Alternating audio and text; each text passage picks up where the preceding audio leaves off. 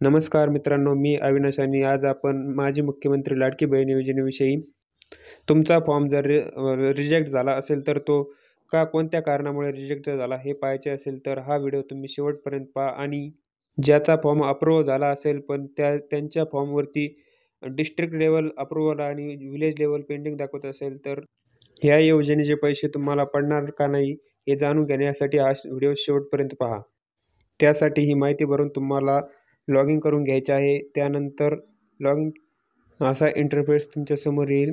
त्यानंतर ही माहिती application सबमिटेडवरती click करून येथे तुम्हाला जर रिजेक्टेड फॉर्म का रिजेक्ट झाला हे चेक करायचे असेल तर रिजेक्टेड नावाच्या समोरील डोळ्याच्या चिन्हावरती क्लिक करायचे आहे.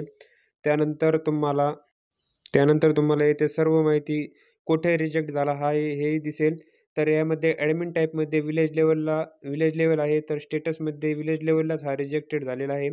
त्यामध्ये रिमार्कमध्ये एडिटेड आधार कार्ड अपलोडेड आणि एज 65 पेक्षा जास्त आहे.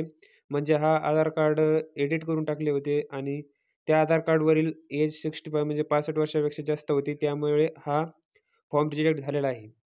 त्यानंतर डिस्ट्रिक्ट लेवलला अप्रूव्हल आले, पण विलेज लेवलला अप्रूव्हल आले का नाही हे कशी चेक करायचे, तर त्यानंतर एकदा बॅक येऊन अप्रूव्हल समोरील डोळ्याच्या चिन्हाला दाबून तुमच्या फॉर्मवरती स्क्रोल करून खाली यायचे आहे. त्यानंतर इथे तुम्ही पाहू शकता ॲडमिन टाईप म्हणजे डिस्ट्रिक्ट लेवलला तुमचा फॉर्म हा अप्रूव्ह झालेला असेल आणि विलेज लेवलला पेंडिंग दाखवत असेल तर तुम्हाला लवकरच येत्या 30 ऑगस्टच्या पर्यंत तुम्हाला पैसे हे तुमच्या डी बी टीमार्फत तुमच्या बँक खात्यावर मिळून जातील.